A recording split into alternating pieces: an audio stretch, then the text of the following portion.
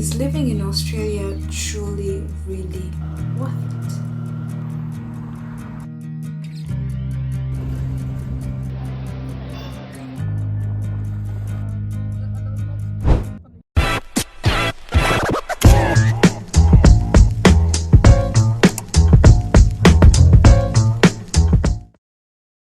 Hi friends, welcome back to my YouTube channel. If you are new here, I hope you stay. And my name is Alice, and as you know, I have lived in Australia for almost 4 years now. I have done my undergrad and now I am working. So I have different pros and cons of living in Australia. Now, if you're navigating, planning to come to live in Australia, please take this information in a grain of salt. As usual, do your own research, but I'm gonna tell you what I think has been really good and what I have found really challenging. Now, currently I live in Western Australia, obviously in Perth, and first of all, apart from the quality of life, the scenery, the environment is quite beautiful. Everything is very convenient. The place here is really clean. I think I've shown you multiple videos before. If you haven't seen, please go watch my videos of my culture shocks when moving to Australia. I have part 1 and part 2 down in this. I'll put them down in this description so that they're easy for you to access. And it's very safe in general. There's a very low crime rate. Since I moved here, I have heard very few stories of crimes. They're still there, but it's very low. I remember when I finished high school, I had two options, either to go to America or to come to Australia. And the reason why I didn't choose America was because of the rate of crimes. Now, also another thing is, I think I've had people ask me is about work opportunities. Now, to be honest, there are many job options here in Australia. Now, I specifically am in WA, which mainly would be really good for people who have studied engineering, and because it's mainly a mining city, so there are a lot of engineering jobs. I know a lot of people who do FIFO. The only thing is, it's very, most of the time they love taking people who have studied here. So in terms of work opportunities, in the end of the day, the job market is still very narrow, so I do not want to give you fake promises. However, if you look for the jobs, you are able to get them, and if you get them, the pay here is really good. To be honest, I'm not going to sit here and sugarcoat and be like, oh no. Also, it's very easy to be independent in terms of, a lot of people here have their own businesses, like freelance businesses. A lot of people here are entrepreneurs, and the thing is, no job is undermined here. Literally, you can start a job as any person. I can give you an example. Locksmiths here, it's a very underrated business, but I believe locksmiths get a lot of money, especially during the weekends, because they charge a lot of money for them to come just to open your door. So it's very easy for you to be independent. The government offers, well, depending on if you're just under student visa or whatever, there's not much opportunities, but after you become a permanent resident, there's a lot of opportunities for you, and the government supports you if you want to be a freelancer, if you want to be an entrepreneur and things like that. There's a lot of courses, a lot of things that they teach you that would help you to become independent in terms of wanting to be an entrepreneur or whatever, so you're not necessarily stuck working for people. Another thing is the education system. I have spoken about this, I think, a lot. The education system here is it's well structured, it's really good. The teachers are really nice, and here it's more of what the student wants. The quality of the teacher depends on the student, because I remember when I was studying, every end of semester the school sends you a survey. So in that survey, you're able to rate your teacher, the teaching materials, was the teacher clear, things like that. And I don't know, but I do believe if a teacher gets a very low rating, then you would never see that teacher ever again. I've heard stories of someone talking about how a teacher was very racist to them and whatever, and a bunch of students went and complained, and they never saw that teacher ever again. So they really care about what the students want, what the students think, and the way that they structure everything in terms of exams, assignments and everything. They try to structure them in a way that a student does well. You get it? They're not trying to plot against you. they're trying to actually make you do well and perform. So I really loved that. To be honest, I'm very grateful to have been able to study here. There's a lot of freedom in terms of studying and working. And also another thing, for example, I was doing a major in international business and a minor in accounting, but I also had an elective. So now in electives, you can actually pick anything that you want to do. So say I'm doing international business, I'm doing accounting, but I could pick an elective in music. But it's up to you. So I ended up studying a lot of things. So I did international business. At the same time, I did HR, I did marketing, I did accounting. So if you look at me right now, I'm all over the place. I touch base with everything. That's because of the electives, which allow you to pick anything you want. So you can see how much you're given to play around with. So in the end of the day, you live as a multidisciplinary person, not just focused on one particular thing, which I think is really good. And the education system here is globally recognized. For example, if you do a CPA in Australia, it is recognized in many countries. I think it's globally recognized. So I think that's a really good thing, to be honest. That means you don't really have to study twice. And who wants to study twice, right?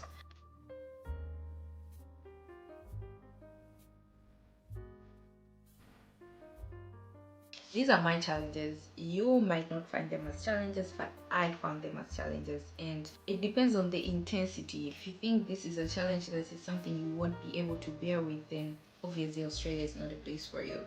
But I think these challenges were not as bad to an extent I want to leave tomorrow. So obviously the first one is social life. Now, even though I've said that Australians are pretty nice and there are people that you can talk to, it's very hard to build relationships and friendships with Australians in general. Now, I've heard that people have, well, nowadays they don't ask me anymore, but people used to ask me, why don't you have white friends? Why don't you have Australian friends? Why don't you have, we just see you with people of your own skin and whatever. And it's like, it's quite difficult. I don't even know how to explain it. First of all, you don't even see them. So let me actually explain it as an international student experience. Now, the thing is, when you come to Australia, right, as an international student, you pay an international student fee.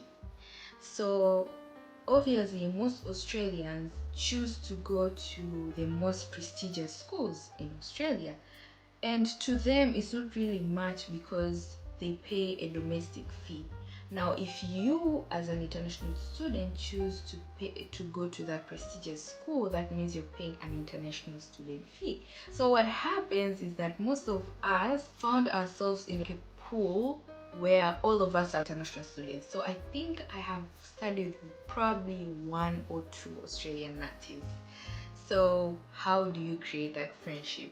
You get what I mean? And also, if you're not an outgoing type of person, for me personally, I enjoy my space, I enjoy my staying at home and just doing my own thing. So if you don't go to the clubs, if you don't go out and socialize and whatever, it's very difficult for you to meet up with Australians and actually talk to them. So to me, it was actually heartbreaking. I thought it would be like in the movies, but apparently not. So it's quite difficult. People are very reserved here and it can be very isolating.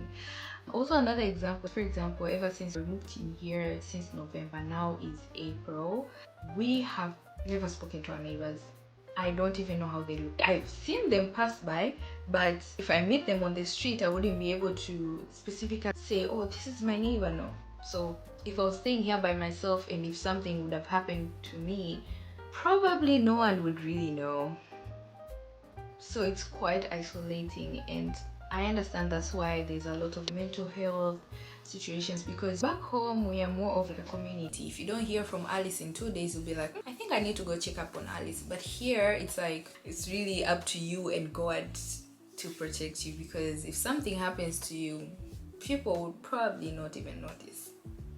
It's really sad, to be honest. You can survive, but if you think your mental health is not in the right space, I wouldn't recommend you come here. Another thing is obviously weather adjustment. Where I come from, I have lived in Dar es Salaam all my life, so it's humid, it's quite hot. But when I came here, I had to adjust to the weather. Now it gets really hot during summer, but it's like burning hot, not humid hot. And then it gets really cold as well, which is something that I wasn't used to. I'd never even owned a jacket since I moved. I owned a jacket when I came here, and it hails, so sometimes. But that's also something that I had to adjust from. So if you're coming from a tropical country or somewhere where you're not used to those extreme weathers, it's something that definitely you need to look at. And then also another thing which many people probably don't talk about is the distance from home. Now, we in Australia, particularly in WA, we are 5 hours ahead of Tanzania. So that means if I want to talk to someone, say, I don't know, let me say I have a friend who is also working corporate, right? Or they're working, right? So by the time I wake up, I'm going to work 9 a.m. It's 4 a.m. in Dar es Salaam or in Tanzania. Then by the time I finish work, 5 p.m. it's 12 noon in Tanzania.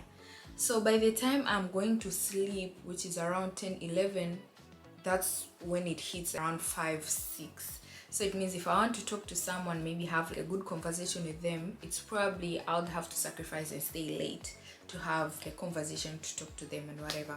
So it's quite a challenge. It's doable, but it's quite a challenge to navigate the distance and the time difference and whatever. And also, so that means maintaining friendships take a lot of effort. That means you have to sacrifice and put in the work to talk to people. Sometimes I can send a message today, get a response tomorrow, and that's how it goes. And another thing is also Australia is really far, so you need to prepare in terms of your plane ticket to travel back home. Also, you need to prepare. I can't just sit here and be like, oh, I want to go back home. It's a process because the tickets are not cheap. They're not cheap. For me to just live here and come back home or go wherever, it's not cheap. So that's also another big challenge for me because I love being at home. I love being with my family. But unfortunately, sometimes you can't really wake up in the morning and make that decision because it's quite an expensive decision. And sometimes because of that, obviously, I don't like just coming home and staying there for a week or 3 days, because already traveling from Australia to come home is 2-3 days. You lose 2-3 days. By the time you settle down, say you've planned the trip for a week, 2-3 days means Monday to Wednesday, then you stay Thursday, Friday, then another 3 days to come back. You get what I mean? 6 days of travel. So that means I need to stay in Tanzania for a long time for me to actually sit and enjoy my holiday until I'm off jet lag, until I've settled down. You get what I mean? So that's quite challenging. But apart from that, I really love this country. Another challenge obviously is cost of living. Now I've spoken about this in a lot of my videos. You can find them. I've spoken about it a lot.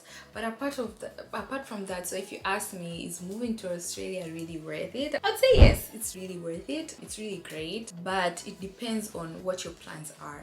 In the end of the day, you can stay here short term, build your investment, build your wealth and whatever, and then choose to go back home, or you can choose to stay. To be honest, if you ask me today, moving to Australia was really worth it. But if you ask me, what are your plans? I don't really know. I don't know. Whatever God chooses for me, and whatever how it's gonna be in the future, that's how it's gonna be. But so far, my life is pretty balanced. My life is pretty okay. So I wouldn't really want to disrupt what is going on. So I'd say it's really worth it for me. And well, I hope I've given you some sort of insight of if you're choosing to come. And I hope I see you guys next time in May. So far we are doing so great, and I hope you enjoyed this video, and obviously I will see you in my next one.